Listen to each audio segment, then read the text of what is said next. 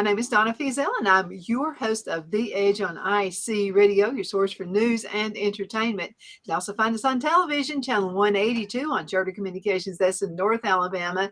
And also you can find us worldwide, syndicated on Abundance Television, found on Roku, Apple TV, and Amazon Fire. DeJoly, guess what? The podcast is up and running. Awesome. Absolutely. The website you go to is netnewsnetwork.net. Go to that website. There's a bunch of nets out there.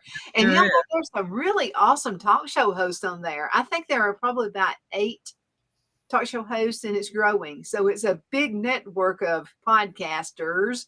And so we encourage you to go out there and watch that. You can also find us on all the social media sites as well. So anyway, let's dig in. DeJoly and I love gardening. I mean, it's our heart. And so there are some things we've got to do, DeJoly, to get ready for spring. And has spring sprung yet? I mean, it's a little nippy outside. Well, actually, it's really pretty here. We've had the dogwoods and the redbuds have already bloomed and gone on, and now they're green. The pine trees are dropping their pollen, and every kind of other tree is dropping its pollen. So I was telling you that my car is black, but normally it's black, and now it's kind of a greenish yellow.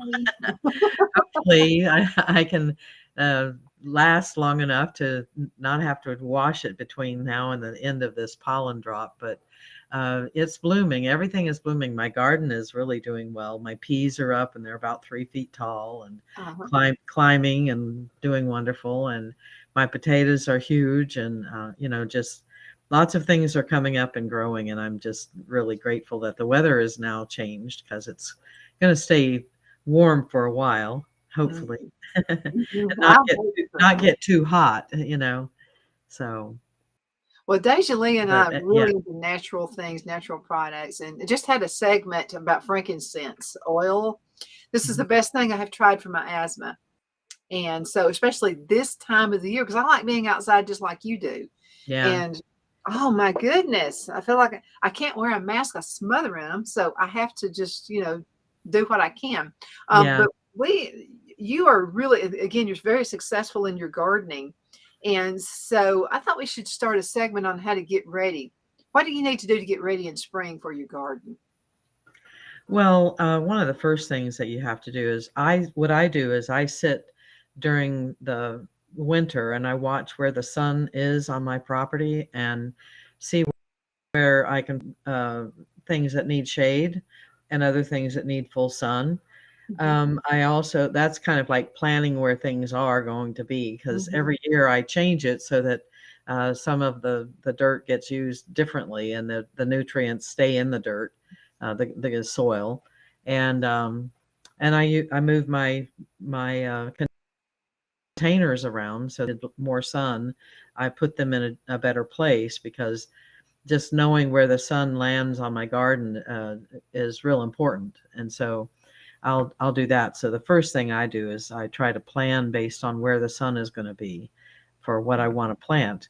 And I only plant things that I want to eat or I want to see, because I also plant flowers, So I'm doing that. I've got I added to my beds, and I added my buckets. I have buckets and bins, the plastic bins that you can buy at Walmart, that kind of thing. And so they're in different places now this year, and I love it. Well, it's a form of rotating crops, and that's what they tell us we need to do. That's right. That's right. If you want to keep your nutrients. Now, see, I always mix my compost and my organic fertilizer into the mix so that I can, give some nutrition to the soil, because last year I had to use a lot of the soil, the topsoil that you find at Walmart. I use like Evergreen as the product, and because I live on a rock, so I have to make my dirt, So I try to find a place where there's some dirt, and then bring that in to mix in with the topsoil, and then I add the nutrients to it from the organic stuff, and I add my compost. So I have this big wheelbarrow always being mixed up with dirt in it, and try to make the bins and the pots and the raised beds a new mixture every year. So Mhm. and it's creating good soil. How important is it for you to know your soil? If you're going to dig down into the ground, and I'm going to use this for an instance. I have sandy. I mean, it's sandy. When Mm, we have rain, it's like quicksand outside. Now, wow. yours is a little bit more clay, isn't it? Yes, it's more clay and also rock. Yeah. Broken rock, chipped rock, and this part of the mountain used to be used for mining coal. So there's also a lot of bits and pieces of coal that's laying all over the ground. And if Uh-huh. you dig down too far, you find a rock of coal or or sandstone or sandstone. I actually have some spots on my property that are actually bedrock. They're not there's no dirt. Mhm. And so I bring in that. But it's real important to know your soil and where you're going to put something that will create more soil. Because I do have clay. Mhm. A friend of mine has where they dug up for her septic tank. Uh, it's all clay. And then, of course, they add chert to add to make Yeah. it's just like one rock after another, so it turns out that you really have to plan your dirt when you live on a rock. Mhm. And out there where you live, it's probably got some loam. I have loam as well, Yeah. because of all of the leaves from the trees, that because I live in the woods, so Mhm. that the trees drop everything, and then it turns to a loam, and so I have to dig through that to get the soil that it's creating. Uh-huh. So I just find it where I can. Yeah, you have to use your imagination because mine is sandy, but Yeah. then I have a lot of rock. Ah. And I have the loam. I I mean, I would have it I would all. love some of that sandy soil because I like it. I like asparagus, and I planted it in 2 places, and I had to buy bags of sand to add to my dirt, because they love the soil for asparagus has to be kind of sandy. Uh-huh. So, I have 2 different beds of asparagus. One has a little bit of shade, and the other is full sun. So Mhm. I wanted to see this year which was gonna grow better. And so, one of them I didn't have much sand, and the other one I put, a more sand in it. So we'll see how it goes. Well, there's a reason people like tomatoes from Sand Mountain. It's that sand. That's But right, that's yeah, right. I mean they are really good ones. But now you have good tomatoes too, so you Yeah, got a lot of stuff going on for you as well. I know. And pretty soon I'd like for I'm either going to go to your place or you come to my place, and we're going to talk about foraging. Okay, And, so that's another real important thing that we need to do too. okay. Um, but now, do you buy plants or do you start from seeds? Well, I have 2 different things. I start with a plant, a small plant, and because they haven't been fertilized too much before, when they get really big, it's too late. They're already full of fertilizer. Mhm, Uh, but I'll start that way, and then I have a greenhouse. So the greenhouse, like yours, you have yours starts in the greenhouse. mhm. I have started. They say don't put anything in the ground until after the last frost, but you never know around here when the last frost is going to I was gonna be. say, you got one of those little crystal balls that can tell us? I know. I want one of those. So I start them in the greenhouse, and Mhm, so this year I have already in there. I have dill and spinach and cilantro and that kind of thing. That's going to be the herbal part. And mhm. above that, I have the potatoes and the tomatoes and the kale and the Swiss chard and that kind of thing. And those are ready to go in the grounds. Now I did get some small tomato plants and what else? I had some broccoli plants. And I Mhm. love broccoli. Oh, I So, do too. well, but they were small enough that I felt like I could put them in my dirt and they would leach out that old chemical fertilizer and Mhm. draw in the new fertilizers from my organic stuff that I put in it. Mhm. Well, I started the concrete garden last year using concrete blocks, not cinder blocks. Don't use cinder blocks. It's still got some of that ash and stuff in it. And you'd probably be okay with it, but I just feel better using concrete blocks. I Well, got that big. I took your method and I put my basil in it last year and my dill, And my gosh, the basil got up to 4 feet tall, and the basil was 7 feet tall. So, no, I mean the other way. Dill was 7 feet tall, and Uh-huh. basil was 4. So it's really a nice method because they're confined into that space, and all they can do is grow up. They're not going Guess to what? No weeding. no weeding, no. None. Yeah, None. yeah. And So, I so also use those plastic swimming pools that the that's kids. a good. Mhm, I put holes in the bottom of it so it can drain, but the mhm. moles and voles can't get in. Well, And you're so gonna love this. I can't wait for you to come back to the house. So, Phil's been renovating, and oh, so the old bathroom in there, he had to tear walls out, and there it's a wonder where there wasn't mold. I can't believe there wasn't, but there wasn't. So he just cleaned it all out. So the old, and I'm telling you what, this is a heavy old bathtub. oh And Phil boy. said, "What are we gonna do with the bathtub?" And I said, "You know what I'm gonna do with the bathtub." I think I know. Plants in it. Wrought iron. It's heavy. Oh, So I wow. don't know how the two of us did it, but we got it out. You know where the compost pile is, and that's out here to the side. Perfect place for strawberries. Oh, wow. Awesome. Strawberries gonna love it. And so I've already planted some, and so I still have them around in the concrete blocks around the patio where the gazebo is. And Mm. then I planted another patch where the raspberries were. I moved the raspberries, and so we put the strawberries there and then out of that little tub. So we're going to have a lot of strawberries this year. They've already got little strawberries on them. Oh, I have flowers on mine. I don't have strawberries yet, but I have, flowers, Mhm. which I put in my swimming pool. Mhm. There you I go. have one of those, tubs too, but I can't move it. It's just 350 pounds, and It's heavy. you Well, 2 you thank 2 are better God for wheels. what? Thank God for wheels. Yeah, And so Phil has this thing for moving furniture that you can use, but it was getting it on it was yeah, the big deal. yeah. And then he says, "You're a girl, you don't need to be doing stuff like that." And so I said, "Come on, I move furniture in the house." I catch him gone when I want something moved, and I just do it myself. And I said, "Look, if I can move furniture, I can help do that." So we picked it up, put it on there, struggled at picking it up. But anyway, he was much better than I was. Got it outside, then he put it on something else, and we just rolled it out there. And I'm gonna tell you what, I'm really glad we saved it.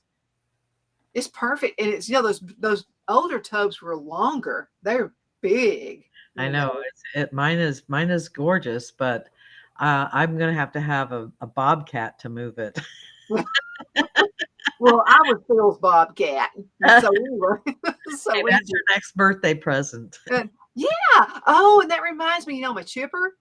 So Yeah, we've been pruning trees and yeah, muskrats and everything else. yeah. And so I did that for the biggest part of the day to get ready for the bees because we had some new bees coming in on Sunday and or additional bees coming in on Sunday. So I'm going to grow it. You know how ambitious I am. I'd like to wind up with 10 hives this year. Ooh, how many do you have? Right now, this makes 3. Wow. But then I have a couple of boxes. So I mean, it's a lot of honey that comes in, but a lot of people are on a list wanting to buy it because it's local honey. Oh, yeah. And so anybody people and we eat honey every morning, and I get each of us gets a tablespoon of honey in the Bragg's apple cider vinegar, and then we put some water in it, and I put cinnamon in it. And so I've got one of those little frothy things that you use, and it mixes it up really good. So that's why we have that every single morning. So I've got to have honey. Yeah. Well, that's a very, healthy, drink, I should say drink, because it's a mixture of things that, will help your immune system. It will also help your, allergies, because you're bringing in the natural, pollinating stuff into your, body, which will help, like, bring an immunity to those trees or the whatever. Let me I know ask you a question about apples. Have you ever made your own apple cider vinegar? no. Mm-mm. Are you making it? I'm going to. I found a recipe for it. And Cool. so I'm going to, because this apple tree is going to be coming out. Yeah, So, yeah. so, You're gonna have lots of apples and peaches. yeah, yeah, I've still got some dried apples in the freezer. And I have some dried apples too. I those didn't make the I best fried apple pies. didn't I used I dried mine and then I put them in Mylar bags and also jars with the dry, canning, Hmm. where you, uh, brake bleeder. I don't know if you've ever heard of it, but it's a brake bleeder. And then I got the lids from anyway, the lids clamp on it, and the brake bleeder brothers, and you pump it until all the air's out, and then it's sealed. Oh. Yeah. So, and it's because air is the enemy, right? Air is the enemy. It makes everything soggy. DeJoly, I just looked and saw what time it is. We've got to go into a commercial break. We'll be Okay. right back in just a minute. I want my sponsors to be happy, so we'll be right back. All right. The only place I buy my beef is Lone Tree Ranch in Collinsville, Alabama. Their cattle is born and raised on their ranch, grass and grain fed, and you can feel confident when you serve your family and friends because their beef is all natural and no antibiotics or hormones are added. You can buy whole beef or perhaps go in with family or friends and buy half.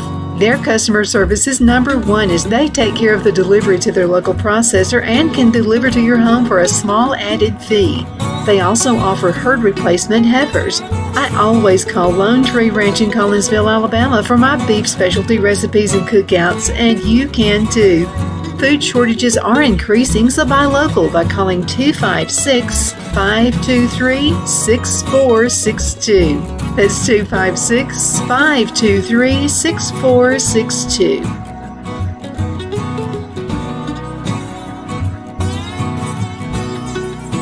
Hello, I'm Mike Lindell, and my employees and I want to thank each and every one of you for your continued support. With everything going on right now, your rest is so important. That's why we're having the biggest MyPillow sale ever. Not only are my bed pillows as low as $19.98, but you can get the best body pillows ever. Regular $89.98, now only $29.98. Take your rest on the go with our Roll and Go Anywhere MyPillows for only $14.98. And we have our new couch and accent pillows. They aren't just for looks. They have MyPillow's patented adjustable fill that gives you that amazing MyPillow comfort. In this economy, you get the best gifts ever for the best prices ever. So go to MyPillow.com or call the number on your screen. Use your promo code and you get deep discounts on body, couch, bolster pillows, and so much more, including my original bed pillows for as low as $19.98. Please order now while quantities last. The Hatter Cafe and Country Inn is nestled in the northeast corner of Alabama the Beautiful in the delightful town of Mentone. We're located on top of scenic Lookout Mountain near Little River and DeSoto State Park and located only 5 minutes from shopping and restaurants. There is also a nearby community walking path and golf course. We welcome everyone through the doors and we are committed to outstanding service for all guests. At the Hatter Cafe and Country Inn, we invite people from all walks of life to come and get away from it all, enjoy the open spaces, treetop views, fresh, clean air, and experience Southern hospitality at its finest. We look forward to hosting you. To reserve a special event, or if you would love a special getaway at the Country Inn, you can call us at 256-634-2018.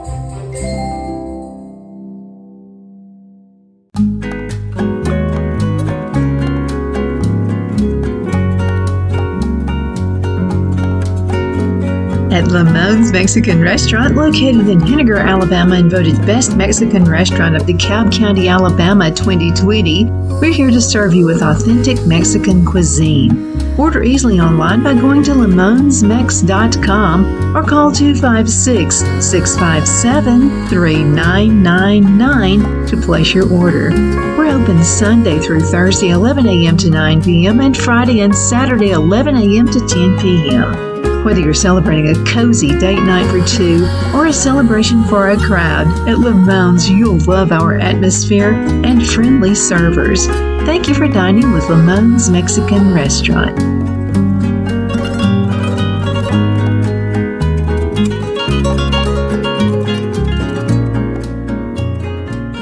Let Rhonda at Rhonda's Elite Tax LLC take the burden off you for all your tax needs. I know because Rhonda has been taking care of my business since 2013. I feel Rhonda works for me because she knows the direct questions to ask to better benefit my unique business in order for me to get back the biggest refund possible. Rhonda is an ongoing student, and she knows tax laws are in a constant change every year. Call 256-281-9903 for an appointment to take the dread out of getting your taxes done. Rhonda is located at 11968 U.S. Highway 431 in Boaz. Again, that number is 256-281-9903. And let Gardner's Elite Tax LLC champion your personal and business taxes.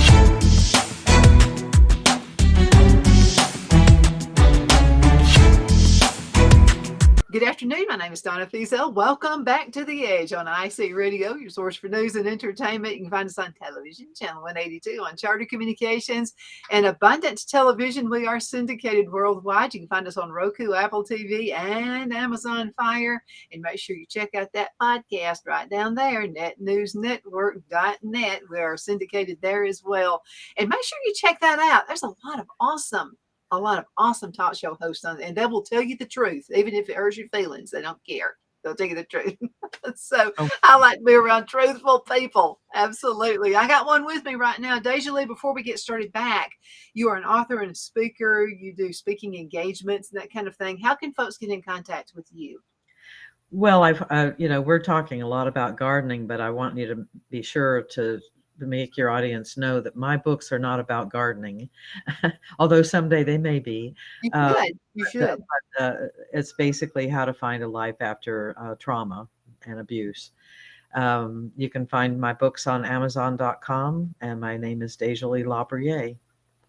There you go. All right. Yeah.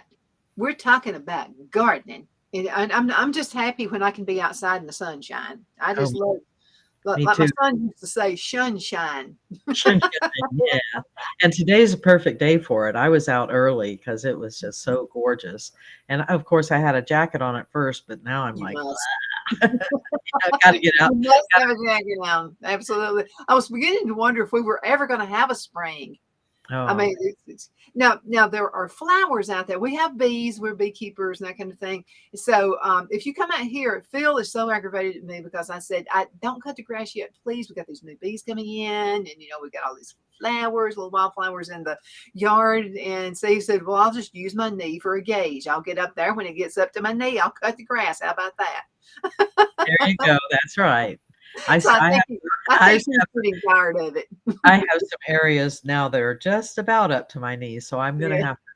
I don't really mow. I weed eat a little bit here and there, just to so that I don't get bit by fleas and stuff like that, fleas and ticks. Yeah. So you got to be careful about that, because if you don't cut the grass, this is Phil's rule about this.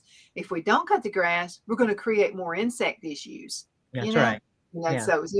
So there's a fine line right there. I got to have some stuff for bees. And to be clear, if you have a quote lawn, then people want to mow and make it look pretty and all that stuff. But I don't have a lawn. I have areas where there's a little bit of dirt that these weeds, or for me, flowers, grow, and I just don't want them to be a foot high or 2 feet high. I want them to give all the pollinators their food, but not the ticks and the all the mites and all the rest of it. I want them clear. So, this land right here, when my grandparents moved here back in 1938, I think it was, and so they didn't have grass.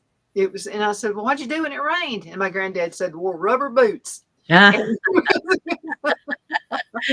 Yeah, you can see in my garden where I walk the most because there's nothing there. Yeah. But I was talking with a gardener the other day. I've been taking master gardener classes through Auburn Extension, and so one of I think it was a speaker who was there, and she said, you know what I think about grass? And I said, what? She said, I think it's a curse brought on to us. But she had her garden. It's a courtyard. Oh, it is breathtaking. No grass, just mainly a little bit of grass, but mainly stepping stones and garden areas. And she has raised gardens because she's kind of like us, a lot of rock where she lives. And she said, but it looks like a masterpiece. So it's a form of art. Yes. Do you agree that gardening can look like art? Oh, absolutely. Absolutely. I mean, I got a clue from many many years ago, like 40 years ago or so, where a gentleman had created a garden in honor of his wife who had died, and he had every season there was something growing in it, and it was kind of like the low things are in front, the medium, and the high, and then it would change during each of the seasons, and it was just gorgeous. And I know that, and for me, even a vegetable garden can be a work of art. A swimming pool with strawberries in it is a work of art.